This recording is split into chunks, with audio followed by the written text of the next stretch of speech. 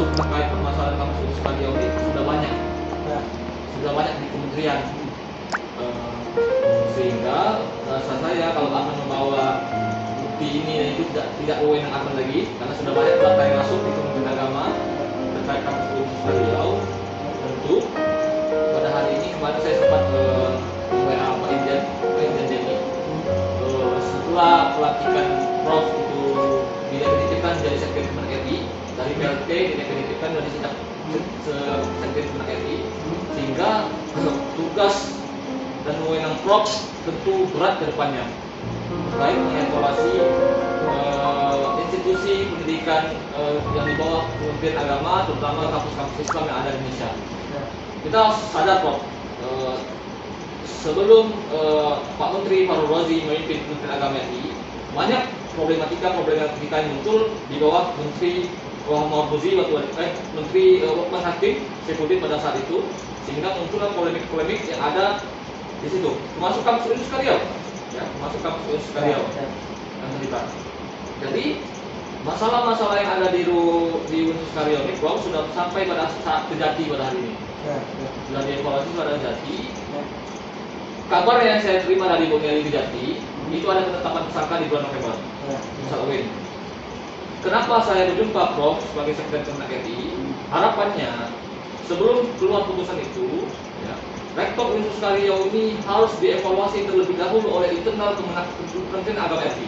Saya teringat, Prof, kasus-kasus di UNJ di bawah Kementerian Pendidikan dan Kebudayaan, ya, itu sebelum keluar putusan dari Kejaksaan Tinggi, ya, itu terlebih dahulu dievaluasi di internal Kemendikbud, di internal UIN Jakarta. Dan kami selaku Sivitas Akademika Universitas Riau, Prof, sudah mengevaluasi rektor jauh-jauh hari, Prof, ya.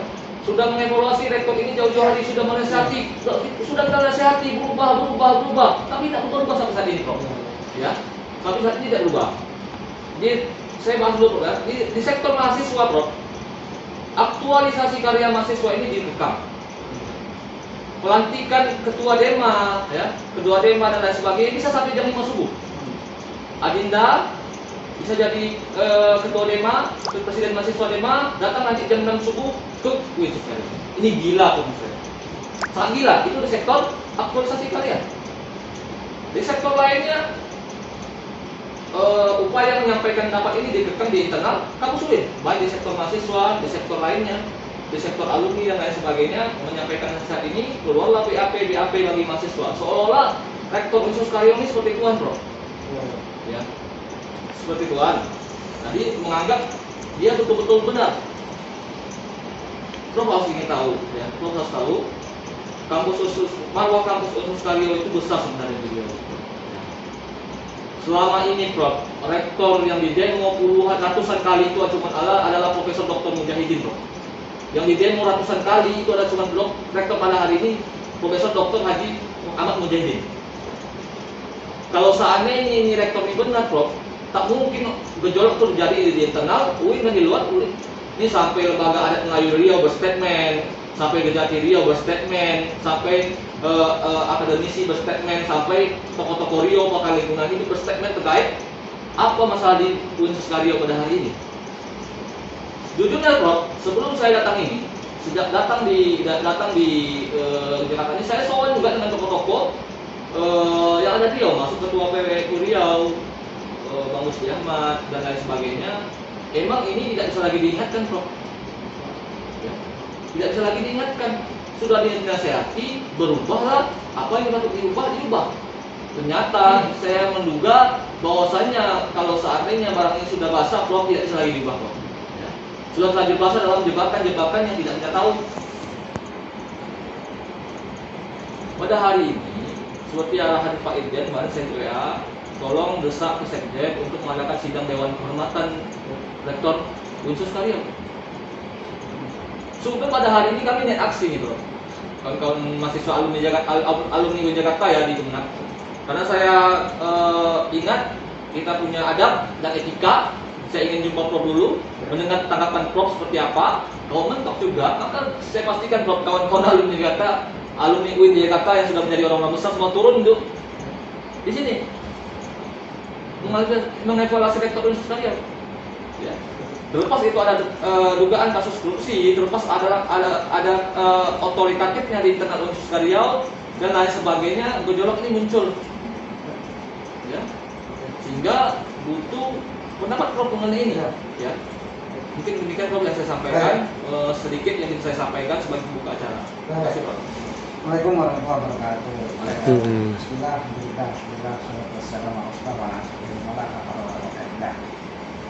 tentu saya sebagai sekjen menyampaikan terima kasih atas penyampaian aspirasi ini. Ini penting untuk dalam konteks memberikan informasi yang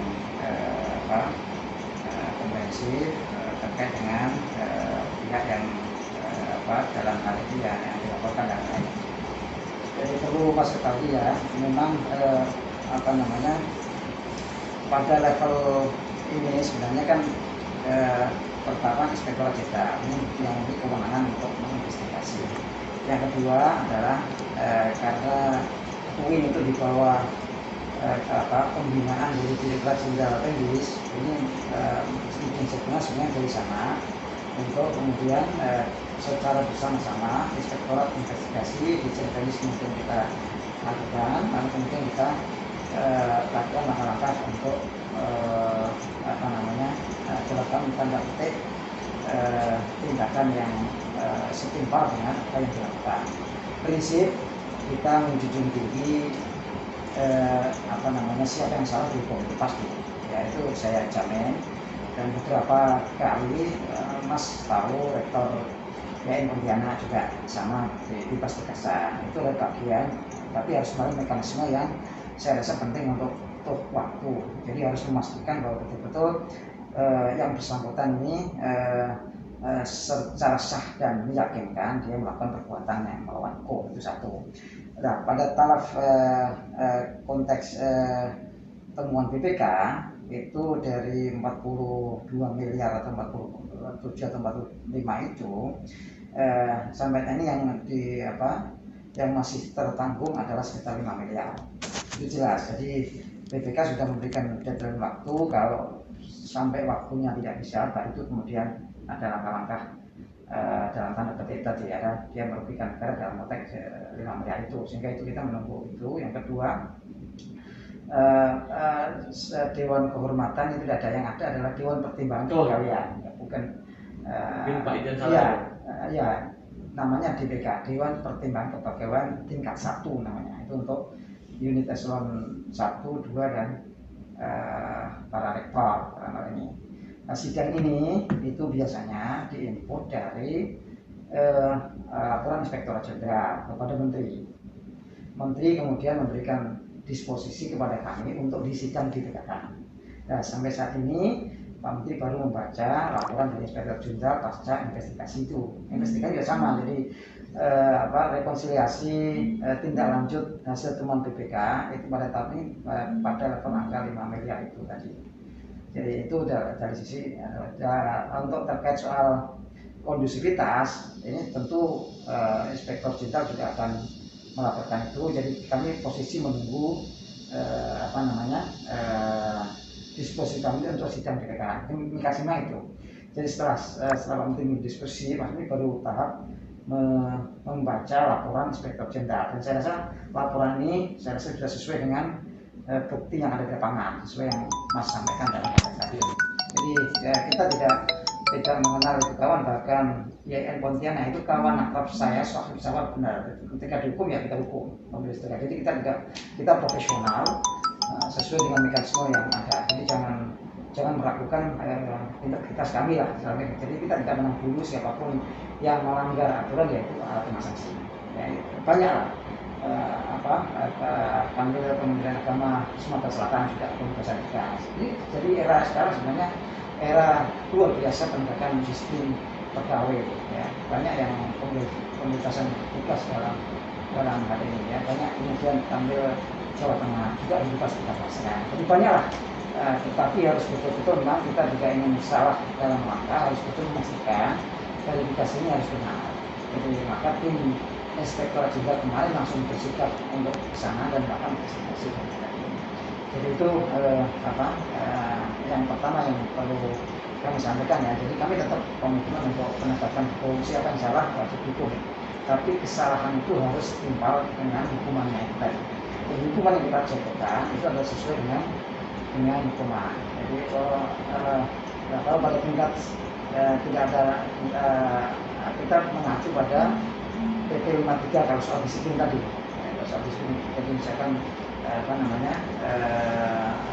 nuansa akademik yang dibelenggu oleh rektor itu masuk dalam nanti adalah penyerahan wewenang kalau kita.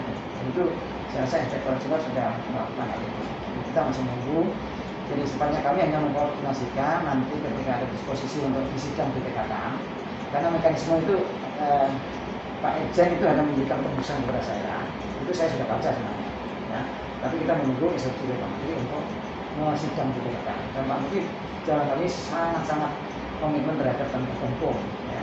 Dia nggak akan memburu lah.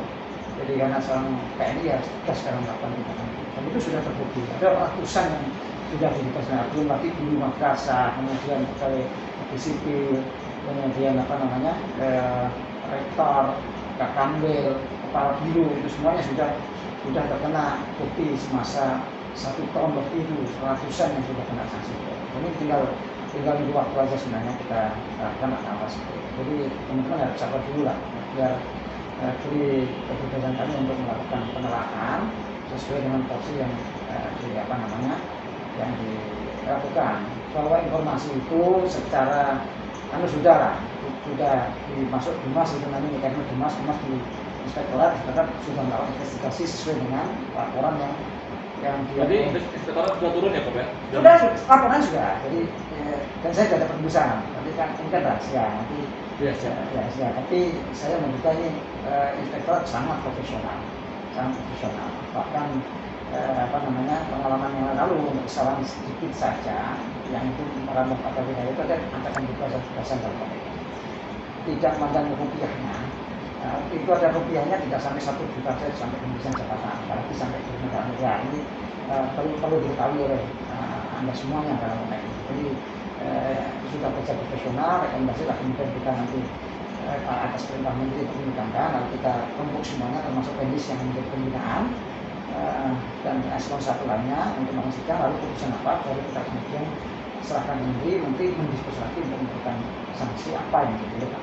Jadi itu mekanisme yang harus kita lalui dalam konteks ini. Jadi termasuk juga di DPR sudah disuarakan Mas sama dengan Anda. Jadi bahkan bilang sama Menteri udah itu pecat saja itu sudah disuarakan, itu sudah sampai ke tapi kan kita harus ada mekanisme yang harus dipahami, kita harus pahami, kita sekaya membeli kacang, jadi jangan sampai salah. Karena apa? Di eranya dulu ada salah Mas, ada salah memberikan sanksi hukuman yang mestinya itu tidak pembebasan, itu dibebaskan. Lalu kita ketahui karena ada bukti baru, novum baru yang itu tidak terbukti dalam konteks ini. Maka inspektorat kali ini bekerja dengan profesional, berpengalaman dari yang lalu. Jadi ini saya rasa penting dan pastilah pada saatnya nanti akan ada tindakan lah dalam konteks ini. Pertama menjaga marwah Kementerian Agama. Iya, penting Pak. Yang kedua suasana kampus adalah bagian dari tridharma perguruan tinggi yang salah satunya menjunjung tinggi nilai-nilai akademik. Ini harus tidak boleh ada pengebulian atau penekangan dalam konteks kebebasan untuk menyuarakan pendapat dan seterusnya. Jadi ini saya jamin lah pasti kalau nanti pada saat sidang itu nanti kita akan profesional, kita sudah bisa itu yang terkonsepnya dan kita juga punya suara betul-betul lah, kita kan punya kamil di sana untuk memberikan tanggapan dan seterusnya dan ya dalam hal inilah sampai pada dalam konteks kalau sudah sampai penyalahgunaan wewenang itu banyak berat Mas. Salah satu misalkan kan laporannya kan ada itu kan ada biaya-biaya sampai istrinya tiketing misalnya itu kan penyalahgunaan, sebenarnya nggak boleh. Yang nggak boleh seorang pejabat itu melibatkan keluarga dalam konteks penggunaan anggaran negara dalam konteks ya, yang boleh ya para pejabat tinggi negara. Jadi, Ini yang salah satu yang sudah masuk. Nah ini kita tunggu perintah Amidi sudah sekarang. Kan baru sebenarnya laporannya baru Inspektorat Jenderal baru memasukkan. Kapan Pak? Baru ya, sebelum kemarin libur apa? Cuti bersama. Panjang ini. Ini masih di meja Menteri, nanti membaca nanti saya akan disposisi untuk sidang di DPR. Jadi bukan Dewan Kehormatan kan? Justru Dewan Pertimbangan DPR itu yang menyatakan. Tapi Pak Irjen salah nih Prof. Pak Irjen kan bilang Dewan Sidang Dewan Kehormatan. Ya istilahnya DPK Dewan Kehormatan. DPK itu mekanisme peraturan menteri agama di nomor 2 itu menyebut itu. DPK ini merupakan nanti estimasi dan input temuannya itu dari DPK juga menyampaikan. Ya, nah ini loh pelanggaran ini pasal ini kemudian rekomendasinya inspektorat ini lalu diberi tanggapan lalu kita memutuskan teks yang terbaik. Jadi itu mekanisme jadi kita tunggu lah.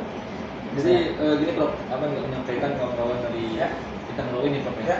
Masa berupa Pak Sekjen juga nanti akan tunggu informasi kami semua instrumen yang ada di Universitas Riau, Civitas Akademika Universitas Riau menunggu informasi pasti 1 kali 7 hari ini Prof. Seminggu hari ini.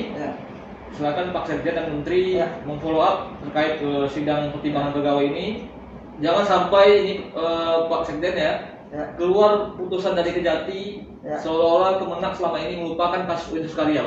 Nah, saya tidak ingin itu Prof. Enggak, makanya kita punya independensi, punya mekanisme sendiri. Ya, saya begitu Prof ya. Selesai dulu dari internal UIN, baru nanti Kejati yang sikatnya kalau seandainya ada masalah ini Prof. Harapannya seperti kata Pak Prof tadi, laporan sudah masuk sebelum libur panjang cuti bersama kemarin ke tangan Menteri. Harapannya Pak Sekjen, Pak Irjen mampu memfollow up Menteri agar segera berdisposisi untuk sidang pertimbangan pegawai. Kalau tidak juga Prof, kami alumni UIN yang ada di Jakarta semuanya nanti menyampaikan juga ini tidak lagi bisa dibiarkan Prof, ya kan? Sehingga gejolak ini kalau seandainya kampus UIN ini baik-baik saja Prof, saya yakin menurut Pak Sekjen ini tidak akan ada seperti ini Pak Sekjen. Mungkin saya menjumpai Pak Sekjen tidak mungkin. Ini tidak sampai ribut aja sudah kena putusan final Mas, apalagi ini. Jadi memang kita bekerja ada SOP yang harus kita lalui. Jadi di Pontianak aja nggak ada ribut seperti ini aja bisa.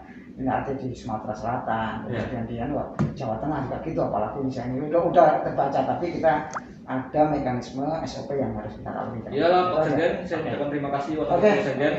Saya tunggu informasi 1 kali 7 hari pada hari ini Prof. Pak Sekjen. Terima kasih. Di persimpangan jalan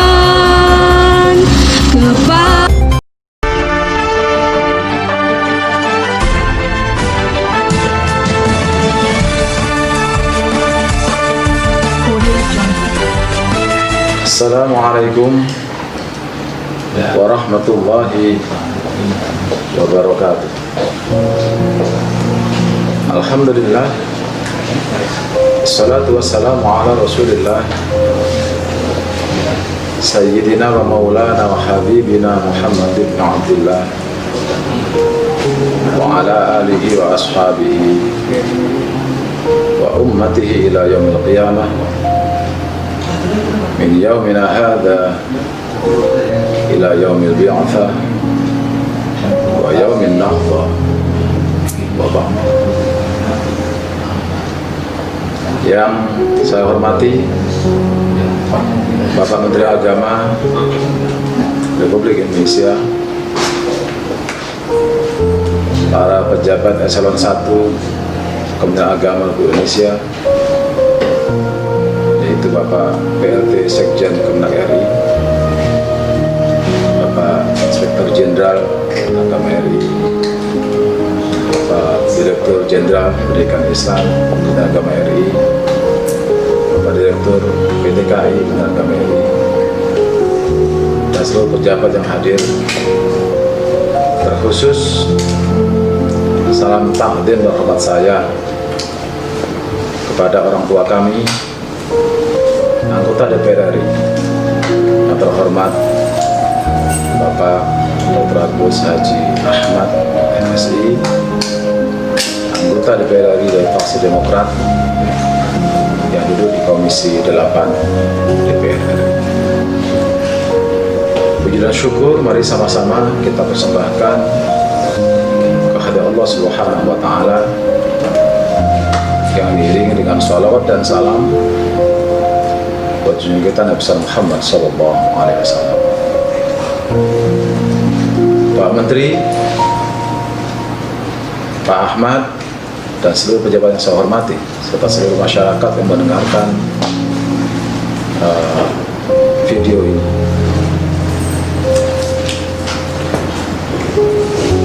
Bak disambar petir di siang bolong, tak ada angin, tak ada hujan.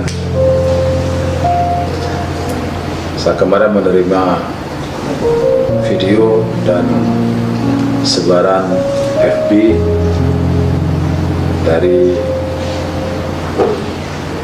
grup WhatsApp yang menyebar ke seluruh pemilih WA yang berisi rekaman rapat Pak Menteri Agama beserta jajaran dengan Komisi 8 DPR RI, di mana Bapak Ahmad salah satu yang ikut berbicara di sana. Dari beberapa penggal video yang sampai ke saya, Bapak Ahmad yang terhormat dengan tegas memberikan pernyataan-pernyataan yang saya pikir perlu saya klarifikasi, karena Bapak menggunakan video, juga akan saya balas juga dengan video. Dari penggalan video Bapak itu, Bapak menyatakan bahwa Bapak punya data berdasarkan hasil reses, kemudian terkait dengan pengelolaan UIN yang Bapak sebut di situ, UIN berada di posisi kincit di saat saya memimpin. Kemudian ada pernyataan baru terkait dengan pembiaran terhadap masjid dan aktivitasnya. Terus manajemen saya yang katanya manajemen pondok, ada tuduhan korupsi dan pembungkaman aksi mahasiswa. Terserang saja Pak Ahmad, saya sudah terima itu, saya sudah WA ke Bapak. Tapi alhamdulillah saya pagi ini Bapak nggak ada jawab WA saya. Maka untuk bahan penyeimbang, saya juga membuat video yang sama untuk masyarakat secara luas, karena itu sudah juga menyebar secara menyeluruh. Hal pertama yang perlu saya klarifikasi adalah bahwa kita sudah cek pagi ini di kantor bahwa Bapak belum pernah ada mengadakan reses DPR RI sampai ke UIN Sukario. Sehingga pernyataan Bapak yang katanya hasil reses ke UIN itu secara data dan fakta belum bisa kami dapatkan. Yang kedua, terkait dengan pernyataan Bapak bahwa semasa jadi direktur UIN berada di bawah kuncit nomor paling bawah. Ini bertolak belakang dengan apa yang sudah kami capai selama saya jadi direktur, terkhusus tahun 2020, bahwa pada tanggal 30 Januari Webometric ya, telah mengadakan perankingan terhadap perguruan tinggi terutama PT KIN se-Indonesia dengan 4 ranah penilaian. Yang pertama terkait dengan jumlah domain dan subdomain IT kita diakui dunia. Lalu ada yang namanya visibility dan network. Kemudian di sana ada transparansi dan excellency. Alhamdulillah Pak Ahmad dan seluruh pendengar yang melihat ini dan juga Bapak Menteri dan jajaran, UIN Sukario di tahun 2020 mendapatkan ranking pertama untuk versi Webometric. Ini juga gak mudah mencapainya Pak Ahmad. Kemudian di Maret 2020 juga Unirank telah memberikan ranking juga kepada PTN dan PT KAIN se-Indonesia yang jumlahnya ratusan. Alhamdulillah terklasterlah 40 PTN terbaik se-Indonesia.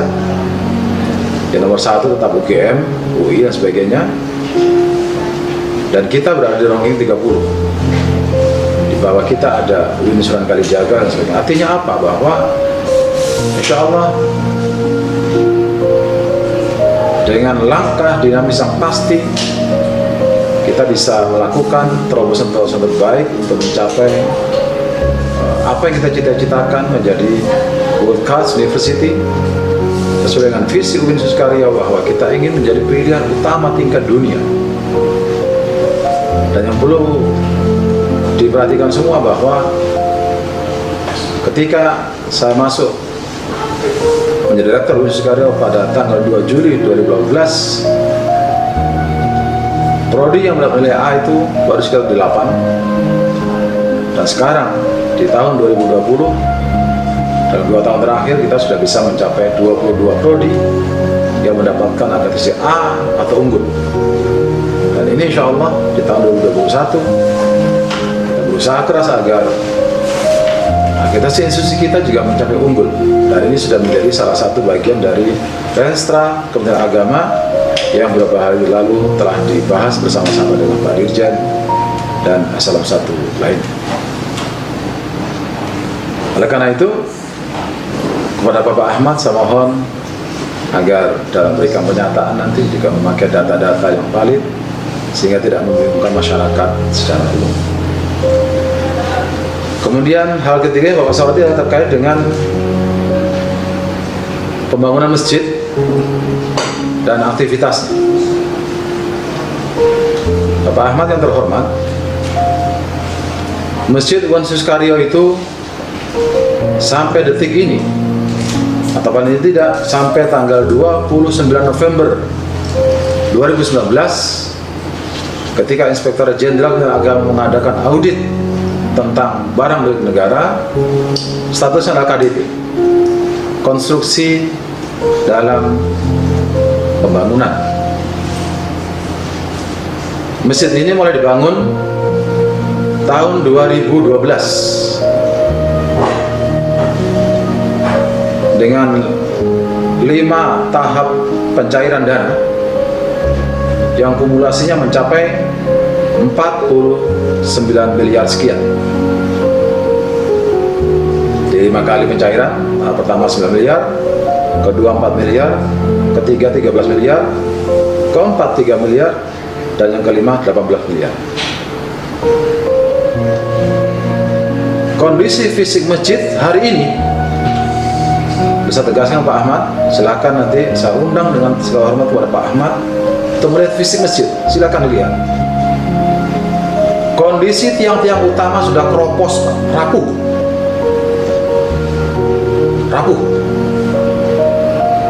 Makanya tahun 2019 itu ketika kena puting beliung langsung kita lapor ke Pak Menteri dan langkah pertama rektor adalah menutup masjid tersebut semata-mata demi keselamatan jemaah yang akan melakukan ibadah di dalamnya. Karena rapuh dan memang tidak bisa digunakan, maka penutupan masjid sampai sekarang masih berlaku. Sampai kapan? Sampai itu mendapatkan rekomendasi dari PUPR, karena berdasarkan audit Irjen bahwa sejak awal pembangunan masjid ini tidak mendapatkan pertimbangan teknis dari PUPR setempat dan tidak memiliki konsep rancangan desain menyeluruh. Dan ini hasil temuan dari Pak Irjen. Makanya di sini direkomendasikan agar kalau toh mau melakukan renovasi, maka lakukan dulu review oleh PUPR. Dan sekarang ini Pak Ahmad, surat untuk melakukan review itu sudah kita ajukan sebanyak 2 kali, dan itu belum mendapatkan tindak lanjut dari PUPR Provinsi Riau. Nah, oleh karena itu, kedua Bapak juga saya harapkan agar data-data yang Bapak tampilkan apalagi di sidang Dewan yang terhormat itu. Mohon Bapak juga pegang data yang sangat bagus supaya tidak terjadi ketidaknyamanan sebagai sama-sama penyelenggara negara. Bapak di DPR, saya di Budi Sukaryo, sama-sama sebagai pejabat negara yang tentu dalam menjalankan tugas ini tetap berdasarkan pada aspek data dan regulasi yang jelas. Ini bukan apologi Pak Ahmad, bahwa masjid ini dibangun sejak tahun 2012 dan anggarannya berakhir tahun 2015. Tahun 2015 Ahmad Mujahidin itu belum jadi rektor, belum menjadi pejabat. Oleh karena alangkah baiknya bila Bapak ingin mendalami Masjid Budi Sukaryo ini, juga bisa bertanya kepada penyelenggara pada tahun masjid ini dilaksanakan pembangunan supaya imbang. Ya. Nah, untuk menggantikan fungsi masjid, kita menjadikan Islamic Center sebagai pengganti masjid sementara. Namun sama-sama kita tahu sejak Maret 2020 kita kena COVID-19, di mana masjid juga nggak berfungsi kembali, dan sampai detik ini bahkan Wali Kota Pekanbaru sudah mengeluarkan zona untuk tampan di mana Win Rio berada di dalamnya, itu masuk dalam pembatasan sosial berskala mikro. Artinya ini betul-betul sejak 10 September besok itu kita berada dalam isolasi wilayah, karantina wilayah secara kecil karena jumlah COVID-19-nya terus bertambah berat. Makanya kalau azan nggak terdengar, ya memang kondisi yang mengharuskan seperti itu sekarang ini. Tapi insya Allah di ruang-ruang kecil semuanya azan tetap kedengaran Pak Ahmad. Kemudian terkait dengan tuduhan Bapak saya melakukan korupsi, menurut saya kurang elok kiranya Bapak ungkapan ini di depan sidang terhormat, di depan atasan saya Pak Menteri dan seluruh masyarakat Indonesia. Ini tuduhan yang sangat serius dan menurut saya keliru Pak. Karena Bapak setahu saya adalah sebagai pejabat negara di bidang legislasi, DPR yang membuat undang-undang. Sementara yang bisa menjustifikasi seseorang untuk korupsi atau tidak itu sudah ada lembaganya dan ada pejabat-pejabat khususnya. Untuk itu dimohon kepada Bapak agar berhati-hati, dan saya mau klarifikasi benar nih Pak, dan menyangkut nama pribadi, jabatan, institusi Budi Sukaryo, Kementerian Agama secara umum. Dan alhamdulillah sampai detik ini Pak, laporan keuangan Kementerian Agama di tahun 2019 oleh BPK dinyatakan wajar tanpa pengecualian.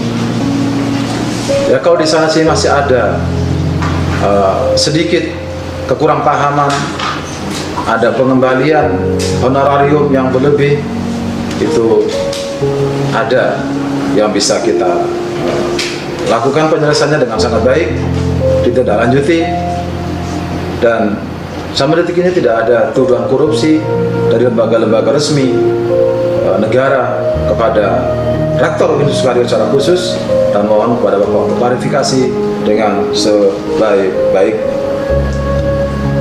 Terkait dengan mahasiswa, tes kemahasiswaan, juga dosen.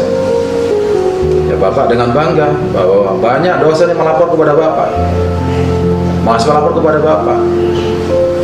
Ya, sebagai kita sama-sama sahabat Pak Ahmad, pernah bersusah payah sama-sama berjuang di Riau ini. Alangkah baiknya Bapak tabayun kepada rektor, dan Bapak juga bisa mendidik dosen dan mahasiswa bahwa atasan Anda itu rektor. Jadi diselesaikan secara internal dulu Pak, bukan langsung dikorong orang keluar. Oleh karena itu saya organisasi kemahasiswaan, saya adalah aktivis yang jadi rektor. Insya Allah saya tahu bagaimana berorganisasi yang baik. Makanya oleh kesempatan yang mulia ini kepada adik-adik mahasiswa, Insya Allah. Bergabunglah dengan organisasi-organisasi yang bisa mendidik Anda menjadi orang-orang terbaik ketika nanti Anda telah menjadi sarjana. Oleh karena itu, melalui video ini, saya sangat mengharap kepada Pak Ahmad untuk melakukan klarifikasi, tentunya dengan data dan fakta yang Bapak miliki, supaya tidak terjadi fitnah. Ya, dan saya berharap ini bisa diselesaikan dengan baik,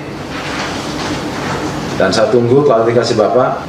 Terima kasih, dan kepada semua pihak, mari kita ciptakan ketenangan, kedamaian, agar masalah ini tidak berlarut dan fitnah, praduga-praduga. Mari kita bersihkan hati kita, pikiran kita, langkah kita, membangun bangsa yang berada dalam krisis pandemi COVID-19 ini, supaya tidak bertambah krisisnya karena perilaku kita yang kurang elok di depan masyarakat. Terima kasih kepada Pak Ahmad, saya ucapkan terima kasih bisa menerima video ini. Kepada Pak Menteri, saya mohon arahan dan bimbingannya. Pak Dirjen, Pak Sekjen, Pak Irjen, semoga Allah memberikan jalan yang lurus kepada kita. Ihdinas siratal mustaqim, wallahu muwaffiq ila aqwamit thoriq. Assalamualaikum warahmatullahi wabarakatuh.